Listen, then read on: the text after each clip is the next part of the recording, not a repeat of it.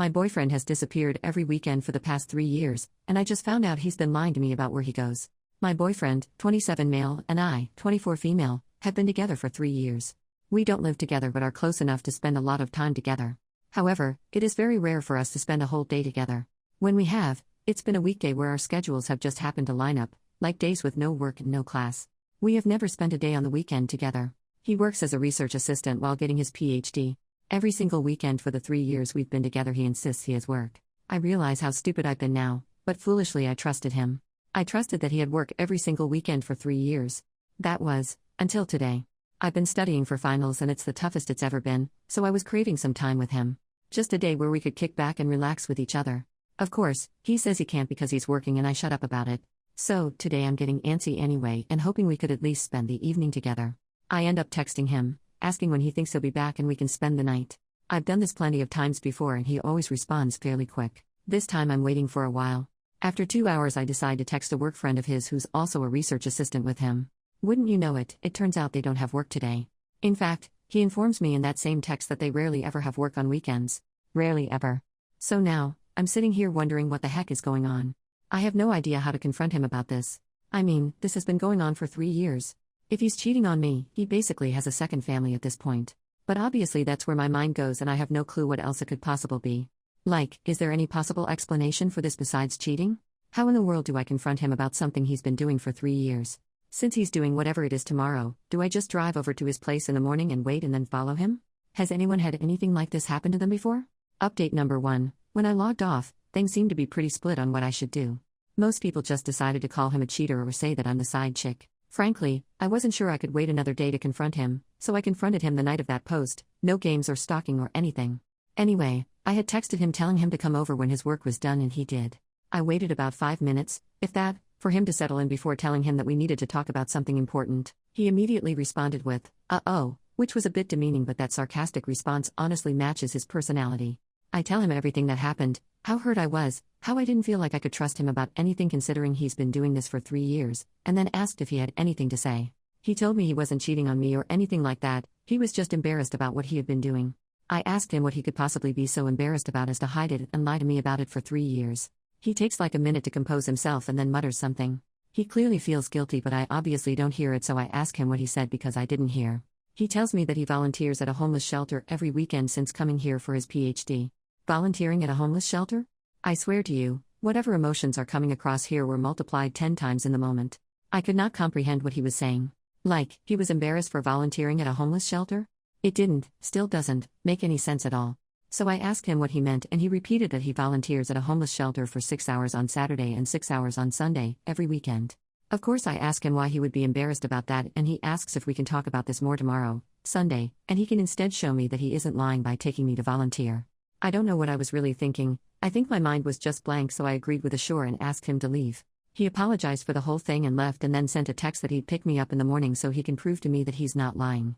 Of course my mind races all night and I tossed and turned all night but Sunday came anyway, he wasn't lying. He takes me to a homeless shelter or soup kitchen place, I don't really know the difference, and we make food, clean, and pack daily necessities for 6 hours.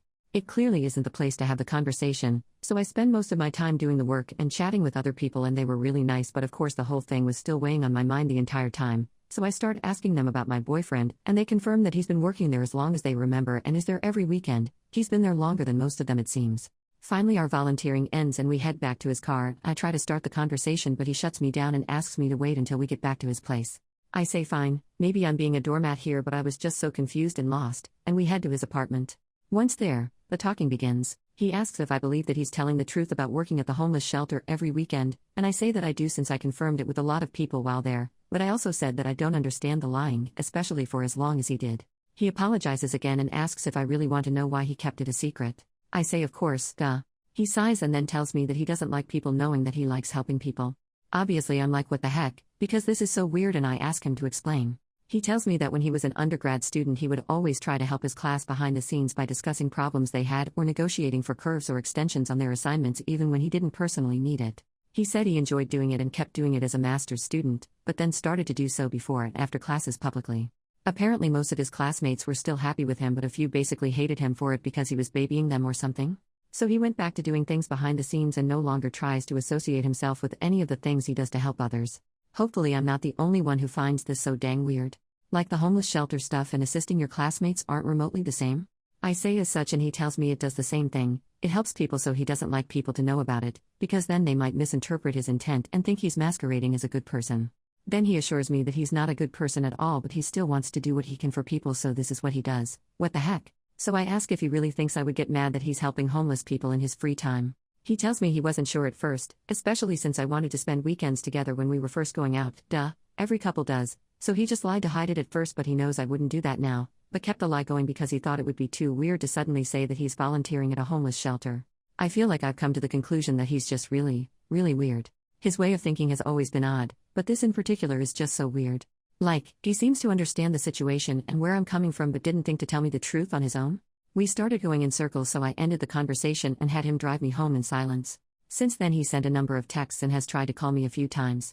I didn't pick up on Monday or Tuesday because I felt like I needed time to think, but I finally picked up today and we had a talk in which we both reiterated what we had said. I know a lot of people, literally all of them at this time, were telling me to break up with him, but I'm still thinking things through. I'm going to try and get him to hang out this weekend and make my decision after that. I think some more. This whole thing has been so weird. I'm sorry that I've repeated that so much, but my brain is still rather scrambled. I don't think there will be any more updates to this because we either stay together or break up, but if there are, they won't be posted here.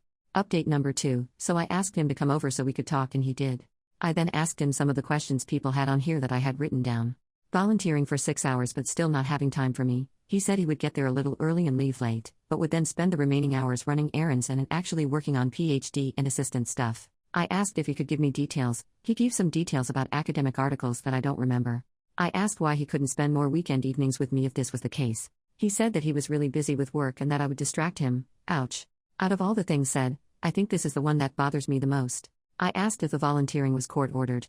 He laughed at that and was clearly confused by the question, but answered that given the special population he works with doing his PhD, he doubts he'd be able to work with them if he had a record that required so many hours.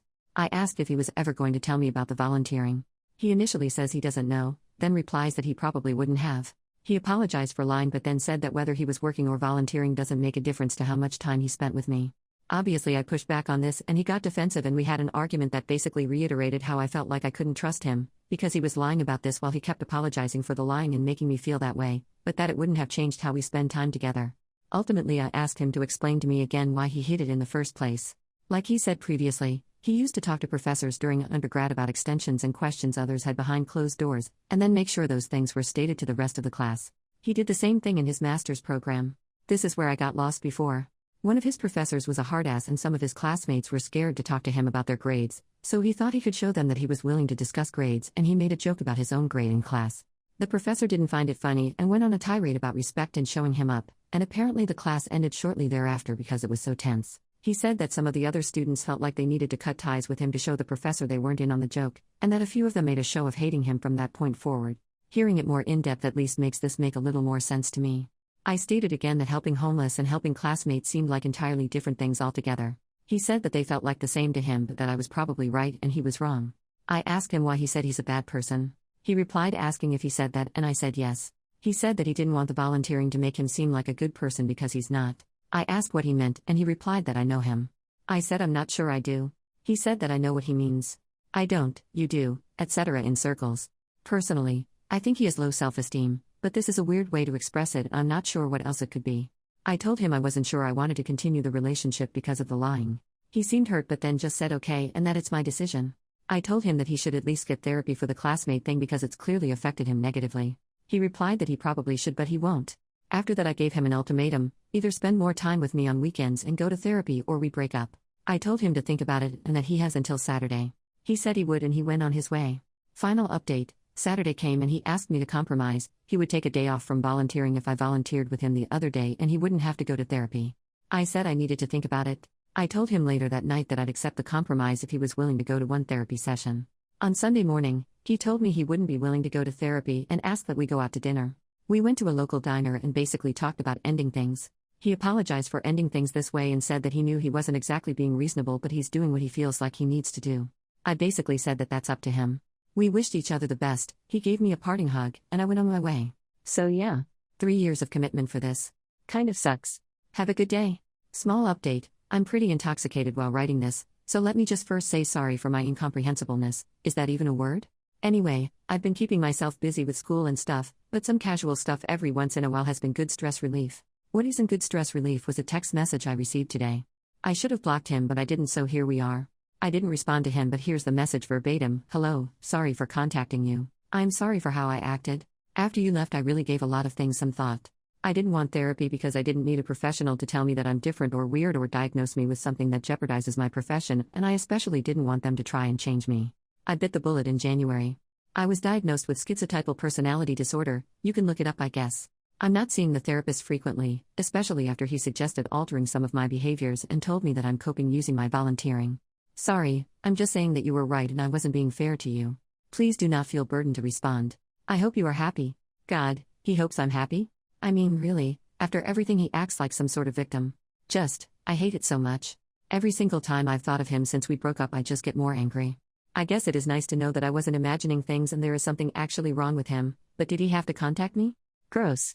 Anyway, I was huffing and drinking and spotted my login details still on my laptop desktop and figured an update wouldn't be too hard. I hope you guys know how to pick them better than me.